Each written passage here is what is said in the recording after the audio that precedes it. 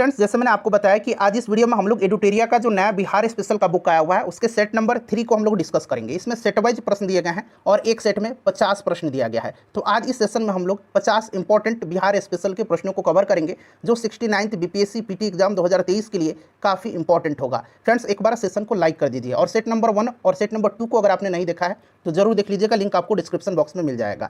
चलिए आज के सेशन का पहला प्रश्न पढ़ेंगे कि झारखंड राज्य के विभाजन के पूर्व बिहार में लोकसभा तथा राज्यसभा की सीटों की संख्या क्रमशः कितनी थी। देखिए, जो भी मैं एक्सप्लेन करूंगा उसको ध्यानपूर्वक आप जरूर सुनिएगा। इससे क्या होगा कि एक प्रश्न के साथ साथ आपके 2 से 3 प्रश्न जो है कवर होते चलेंगे। अच्छा, सबसे पहले तो ये जानना आपके लिए ज़रूरी है कि झारखंड बिहार से अलग कब हुआ था। तो झारखंड बिहार से अलग हुआ था 15 नवंबर सन 2000 को। 15 नवंबर सन 2000 को झारखंड अलग हुआ था। और देखिए, विभाजन के पूर्व बिहार में लोकसभा तथा राज्यसभा की सीटों की संख्या जो क्रमशः थी ये 54 और 22 थी, यानी कि लोकसभा के 54 और राज्यसभा के 22 सीटें थी। अगर हम वर्तमान में बात करें तो वर्तमान में लोकसभा की 40 सीट है और राज्यसभा की जो है ये आपका 16 सीट है। अब देखिए, लोकसभा की इन 40 सीटों में से 6 सीट जो है यह अनुसूचित जाति के लिए रिजर्व है, ये भी आप ध्यान रखेंगे। अच्छा, वर्तमान में बिहार में विधानसभा की 243 सीट है और इन 243 सीटों में से 38 सीट जो है ये अनुसूचित जाति यानी कि एससी के लिए और 2 सीट जो है अनुसूचित जनजाति यानी कि एसटी के लिए रिजर्व है। विधान परिषद में सीटों की संख्या वर्तमान में बिहार में 75 है, तो ये भी आप ध्यान रखेंगे। लोकसभा में 40, राज्यसभा में 16, विधानसभा में 243 और विधान परिषद में 75 सीट है। इन सारे पॉइंट्स को ध्यान रखेंगे, प्रश्न यहाँ से बनता है। चलिए अगला प्रश्न कर लेंगे कि बिहार में अब तक कुल कितनी बार राष्ट्रपति शासन लागू किया गया है। प्रीवियस वीडियो में मैंने आपको बताया हुआ है, जो लोग वीडियो को देखे होंगे वो आसानी से इसका आंसर दे पाएंगे। देखिए, बिहार में पहली बार राष्ट्रपति शासन जो है ये 1968-69 में लगाया गया था और उस समय बिहार के जो राज्यपाल थे ये नित्यानंद कानूनगो थे और बिहार के मुख्यमंत्री भोला पासवान शास्त्री थे। लास्ट टाइम बिहार में जब राष्ट्रपति शासन लगाया गया था तो ये 2005 में लगाया गया था और उस समय राज्यपाल सरदार बूटा सिंह थे। बिहार में अब तक कितनी बार राष्ट्रपति शासन लागू किया गया है, तो ये 8 बार लागू किया जा चुका है। चलिए नेक्स्ट क्वेश्चन कर लेंगे कि निम्नलिखित में से कौन राज्यपाल को उसके पद से बर्खास्त कर सकता है। बहुत ही सिंपल सा क्वेश्चन है। आपको पता है कि ये जो राज्यपाल होता है यह राष्ट्रपति के प्रसाद पर्यंत पद धारण करता है, तो बर्खास्त कौन कर सकता है, तो राष्ट्रपति राइट आंसर हो जाएगा। अच्छा, वर्तमान में अगर हम बात करें तो बिहार के राज्यपाल कौन है, तो राजेंद्र विश्वनाथ अर्लेकर हैं। इनका नाम आप अवश्य ही ध्यान रखेंगे।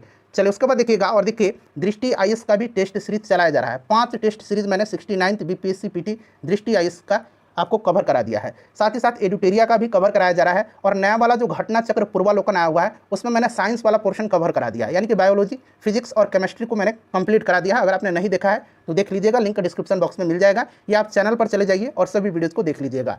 देखिए, राज्य मंत्रिपरिषद की बैठकों की अध्यक्षता निम्नलिखित में से कौन करता है, तो राज्य मंत्रिपरिषद की बैठकों की अध्यक्षता जो है यह मुख्यमंत्री करता है उस राज्य का। अगला प्रश्न कि भारतीय संविधान के किस अनुच्छेद में महाधिवक्ता का वर्णन किया गया है। अच्छा, ये महाधिवक्ता जो होता है ये ध्यान रखेंगे ये राज्य का उच्चतम विधि अधिकारी होता है। आर्टिकल 165 के अंतर्गत इसकी नियुक्ति राज्यपाल के द्वारा की जाती है और आर्टिकल 177 ये बहुत इंपॉर्टेंट है, ध्यान रखेंगे, अनुच्छेद 177 के अनुसार महाधिवक्ता को राज्य विधानसभा में बोलने और उसकी कार्यवाहियों में भाग लेने का अधिकार है, परंतु मत देने का अधिकार उसे प्राप्त नहीं है। चलिए नेक्स्ट क्वेश्चन करेंगे, कोई विधेयक धन विधेयक है या नहीं, इसका निर्णय निम्न में से कौन करता है। तो कोई विधेयक धन विधेयक है या नहीं, इसका निर्णय यह विधानसभा का अध्यक्ष करता है। ठीक है, चलिए उसके बाद नेक्स्ट क्वेश्चन है कि निम्नलिखित में से कौन व्यक्ति बिहार के मुख्यमंत्री पद पर सबसे कम समय तक रहे थे। सबसे कम समय तक बिहार के मुख्यमंत्री के पद पर रहने वाले जो व्यक्ति हैं इनका नाम है सतीश प्रसाद सिंह। सतीश प्रसाद सिंह जो 28 जनवरी 1968 से लेकर के 1 फरवरी 1968 तक बिहार के मुख्यमंत्री रहे थे। सबसे अधिक समय तक मुख्यमंत्री रहने का जो ये गौरव प्राप्त है ये नीतीश कुमार जी को हो गया है। अब चलिए उसके बाद देखिए, दिए गए विकल्पों में सबसे कम जिला वाला प्रमंडल कौन सा है। देखिए, बिहार में टोटल प्रमंडलों की संख्या कितनी है, तो 9 है। सबसे कम जिला वाला जो प्रमंडल है यह प्रमंडल भागलपुर है। भागलपुर में 2 जिला है, कौन कौन सा, तो एक भागलपुर और दूसरा बांका हो गया। क्षेत्रफल के हिसाब से भी भागलपुर सबसे छोटा प्रमंडल है, ये भी आप ध्यान रखेंगे। उसके बाद अगर हम बात करें, यहाँ पर दरभंगा दिया गया है, तो दरभंगा में दरभंगा, मधुबनी और समस्तीपुर आता है। कोसी में सहरसा, सुपौल और मधेपुरा आता है। क्लियर। चलिए उसके बाद नेक्स्ट क्वेश्चन कर लेंगे कि किसी राज्य का वैधानिक प्रधान कौन होता है। किसी राज्य का वैधानिक प्रधान जो होता है यह उस राज्य का राज्यपाल होता है। अगला प्रश्न करेंगे, देखिए क्वेश्चन नंबर 10 है हमारा। यहाँ से प्रश्न है कि बिहार लोकसभा हेतु कितनी सीटें अनुसूचित जाति के लिए आरक्षित है। पहले नंबर क्वेश्चन में ही मैंने आपको बताया था कि बिहार में लोकसभा की टोटल 40 सीटें हैं। 40 सीटों में से 6 सीट जो है ये अनुसूचित जाति के लिए आरक्षित है, तो 6 राइट आंसर हो जाएगा। अच्छा, विधानसभा में 243 सीट है और इन 243 सीटों में से जो है 29 सीट जो है अनुसूचित जाति के लिए और 2 सीट जो है अनुसूचित जनजाति के लिए आरक्षित है। नेक्स्ट क्वेश्चन है कि उर्दू भाषा को दूसरी राज्य भाषा के रूप में मान्यता देने वाला भारत का पहला राज्य कौन सा है? तो उर्दू भाषा को राज्य भाषा के रूप में मान्यता देने वाला दूसरी राज्य भाषा के रूप में यह अपना राज्य बिहार है। जिला परिषद का अध्यक्ष अपना त्यागपत्र किसे देता है? जिला परिषद का अध्यक्ष अपना त्यागपत्र जो है यह किसको देता है? तो यह जिला दंडाधिकारी को देता है। नेक्स्ट प्रश्न है कि बिहार का कौन सा जिला नेपाल तथा पश्चिम बंगाल दोनों के साथ सीमा साझा करता है? अब यहाँ पर ध्यान देंगे, देखिए नेपाल के साथ बिहार के 7 जिले सटते हैं, ठीक है, और पश्चिम बंगाल के साथ नेपाल के 3 जिले जो हैं सीमा साझा करते हैं। अब नेपाल के साथ जो लगते हैं जिले, उनका नाम याद रखेंगे, सीतामढ़ी, पश्चिम चंपारण, पूर्वी चंपारण, मधुबनी, सुपौल, अररिया और किशनगंज, ठीक है, ये 7 जिले हैं, उंगली पर काउंट कर लीजिए, सीतामढ़ी, पश्चिम चंपारण, पूर्वी चंपारण, मधुबनी, सुपौल, अररिया और किशनगंज। अच्छा, पश्चिम बंगाल से 3 जिले लगते हैं, किशनगंज, पूर्णिया और कटिहार। तो देखिए किशनगंज नेपाल के साथ भी सीमा साझा कर रहा है और पश्चिम बंगाल के साथ भी सीमा साझा कर रहा है। अच्छा, झारखंड से बिहार के कितने जिले सीमा साझा करते हैं? तो 8 जिले, और उत्तर प्रदेश से भी 8 ही जिले सीमा साझा करते हैं, ठीक है। ध्यान रखिएगा झारखंड के साथ कौन कौन से जिले लगते हैं? तो ये जिला कटिहार है, भागलपुर है, बांका है, जमुई है, नवादा है, गया है, औरंगाबाद है और रोहतास है। और उत्तर प्रदेश के साथ पश्चिम चंपारण, गोपालगंज, सिवान, सारण, भोजपुर, बक्सर, कैमूर और रोहतास है। अच्छा, प्रश्न बन सकता है कि पश्चिम बंगाल और झारखंड के साथ कौन सा जिला लगता है? तो पश्चिम बंगाल और झारखंड के साथ जो जिला लगता है ये कटिहार है। कौन सा जिला है? कटिहार है। क्लियर, याद रहेगा। अच्छा, झारखंड और उत्तर प्रदेश के साथ कौन सा जिला लगता है? तो रोहतास लगता है। नेपाल और उत्तर प्रदेश के साथ कौन सा जिला लगता है? तो पश्चिम चंपारण लगता है। इतने सारे प्रश्न आपके एग्जाम में पूछे जा सकते हैं, इन सबको ध्यान रखिएगा। किसी भी चैनल पर चले जाइए, इससे बेहतर कंटेंट आपको पूरी यूट्यूब पर कहीं भी नहीं मिलेगा। इसलिए मैं बार बार बोलता हूं कि चैनल को सब्सक्राइब कर लीजिए और ये जो घंटी का निशान है उसको जरूर दबा लीजिएगा। किस भारतीय राज्य के साथ नेपाल सबसे लंबी सीमा साझा करता है? तो नेपाल जो है यह सबसे लंबी सीमा बिहार के साथ साझा करता है। निम्नलिखित में कौन बिहार का सर्वोच्च पर्वत चोटी है? बिहार का सर्वोच्च पर्वत चोटी जो है यह सोमेश्वर श्रेणी है, और सोमेश्वर श्रेणी जो है यह पश्चिम चंपारण जिला में आता है, ध्यान रखेंगे। बिहार में सबसे अधिक वर्षा किस जिले में होती है? बिहार में सबसे अधिक वर्षा जो है यह किशनगंज में होती है। नेक्स्ट क्वेश्चन है कि बिहार में आपदा प्रबंधन हेतु सेंदई फ्रेमवर्क को कब लागू किया गया था? बिहार में आपदा प्रबंधन हेतु सेंदई फ्रेमवर्क को लागू किया गया था सन 2015 में। 2015 इसका करेक्ट आंसर हो जाएगा। बिहार का कौन सा जिला जूट उत्पादन में अग्रणी है? जूट उत्पादन में बिहार का जो अग्रणी जिला है यह कौन सा है? तो पूर्णिया हो जाएगा। नेक्स्ट क्वेश्चन है कि गंगा के दक्षिणी भाग के मैदानों में कौन सी मिट्टी प्रमुख रूप से पाई जाती है? दक्षिणी भाग के मैदानों में जो मिट्टी प्रमुख रूप से पाई जाती है यह कैवाल मिट्टी है। कौन सी मिट्टी है? कैवाल मिट्टी है, ठीक है। चलिए उसके बाद देखिए, कर्मनाशा नदी बिहार के किस स्थान पर गंगा नदी से मिलती है? कर्मनाशा नदी जो है यह किस स्थान पर गंगा से मिलती है बिहार में? तो फ्रेंड्स यह चौसा के निकट जो है यह बक्सर में मिलती है।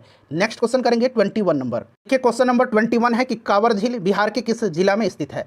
कांवर झील जो है ये बेगूसराय में है और यह बिहार का पहला रामसर स्थल है, इसे भी आप ध्यान रखेंगे।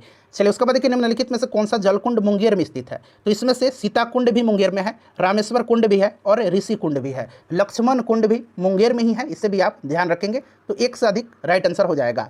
राजपुर नहर परियोजना किस नदी पर स्थित है? राजपुर नहर परियोजना जो है यह कोसी नदी पर स्थित है। किस नदी पर है? तो फ्रेंड्स यह कोसी नदी पर है, ठीक है। चलिए अगला प्रश्न कर लेंगे। नेक्स्ट क्वेश्चन है हमारा कि 2011 के जनगणना के दृष्टि से बिहार का सबसे छोटा जिला कौन सा है? जनसंख्या के दृष्टि से, जनसंख्या के दृष्टि से सबसे छोटा जिला जो है ये शेखपुरा है। सबसे बड़ा जिला जनसंख्या की दृष्टि से जो है ये पटना है। उसके बाद देखिए, बिहार के किस जिले का महिला साक्षरता दर सबसे न्यूनतम है? अच्छा ध्यान दीजिएगा, यहाँ से 4-5 प्रश्न कवर होगा आपका। सबसे ज़्यादा साक्षरता दर वाला जो जिला है ये रोहतास है। सबसे ज़्यादा पुरुष साक्षरता दर वाला जिला भी रोहतास है। सबसे ज़्यादा महिला साक्षरता दर वाला जिला भी रोहतास ही है। तीनों में रोहतास अग्रणी है। अब बात आता है सबसे न्यूनतम साक्षरता दर वाला जिला, तो सबसे न्यूनतम पूर्णिया का है। सबसे न्यूनतम पुरुष साक्षरता दर पूर्णिया का है, ठीक है। ये 2 पॉइंट पूर्णिया याद रखेंगे। सबसे कम जनसंख्या दर वाला जिला पूर्णिया है, सबसे कम साक्षरता दर वाला जिला पूर्णिया है, सबसे कम पुरुष साक्षरता वाला दर पूर्णिया है, और सबसे कम महिला साक्षरता दर वाला जिला सहरसा है, जो कि प्रश्न में पूछा गया है। चलो उसके बाद देखिए, कर्नाट वंश का अंतिम शासक, कई बार मैंने आपको बताया, कर्नाट वंश की स्थापना नान्यदेव ने किया था। किसने किया था? नान्यदेव ने किया था। कर्नाट वंश की राजधानी कहाँ थी? तो सिमरावगढ़ थी। और कर्नाट वंश को मिथिला का स्वर्ण युग कहा जाता है। कर्नाट वंश के आखिरी शासक हरिसिंह देव थे, हरिसिंह देव थे।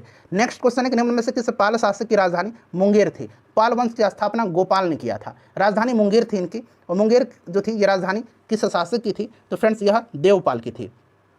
दरभंगा में एक दुर्ग एवं जामा मस्जिद का निर्माण करवाने वाला सुल्तान कौन था? दरभंगा में एक दुर्ग और जामा मस्जिद का निर्माण करवाया था मोहम्मद बिन तुगलक ने। मोहम्मद बिन तुगलक, इसी के समय मोरक्को का यात्री इब्न बतूता भारत आया था, इसे भी आप ध्यान रखेंगे। रहला इब्न बतूता की सबसे प्रसिद्ध पुस्तक है। उसके बाद देखिए, शेर शाह ने मुगलों के विरुद्ध संघर्ष में किससे सहायता प्राप्त किया था? तो शेर शाह शेर शाह को मुगलों के संघर्ष में सहायता जो दिया था, ये दिया था चेरो वंश के शासकों ने, तो चेरो शासकों ने राइट आंसर हो जाएगा। सिकंदर लोदी ने हुसैन शाह सरकी को पराजित करके किसे बिहार का प्रभारी नियुक्त किया था? सिकंदर लोदी ने हुसैन शाह सरकी को पराजित करके बिहार का प्रभारी नियुक्त किया था दरिया खान नुहानी को। ये प्रश्न बहुत ही इंपॉर्टेंट है। चलिए, चौसा का युद्ध में शेर शाह ने हुमायूं को कब पराजित किया था? चौसा का युद्ध जो हुआ था इसमें शेर शाह ने हुमायूं को पराजित किया था कब? तो ये पूछा गया है, तो 26 जून 1539 को। चलिए 31 के बाद 32 कर लेंगे।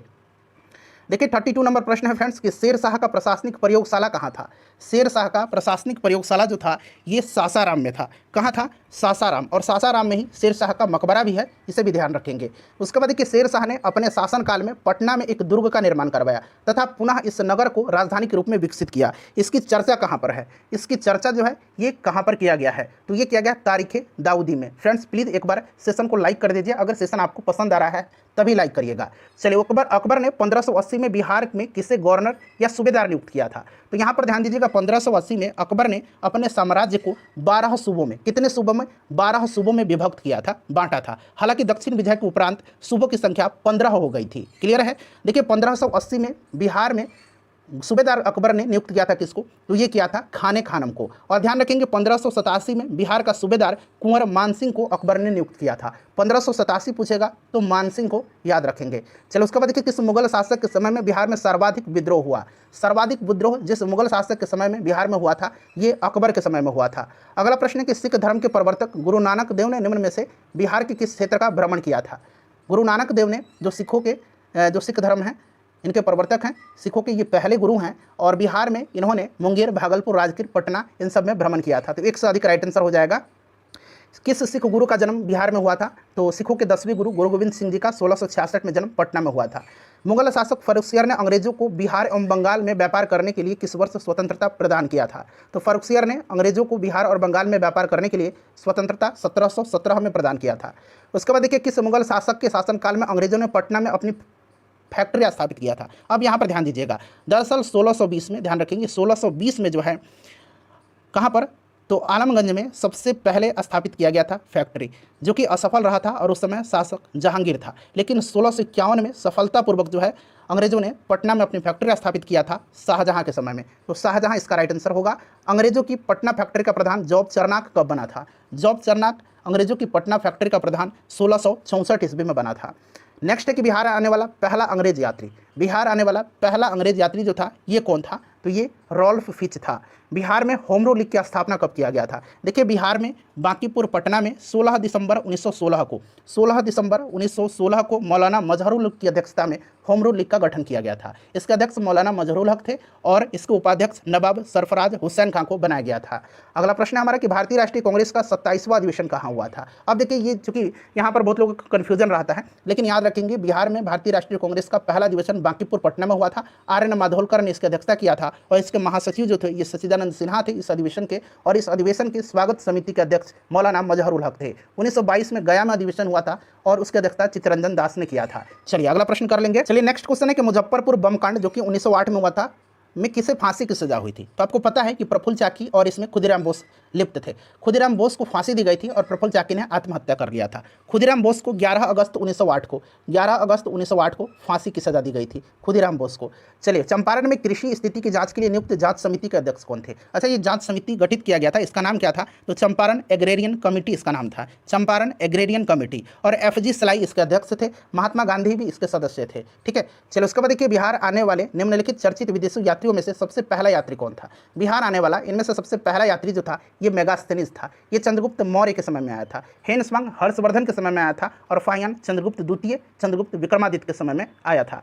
24वें तीर्थंकर महावीर का जन्म कहाँ पर हुआ था? तो इनका जन्म कुंडग्राम में हुआ था। सिंपल सा क्वेश्चन है।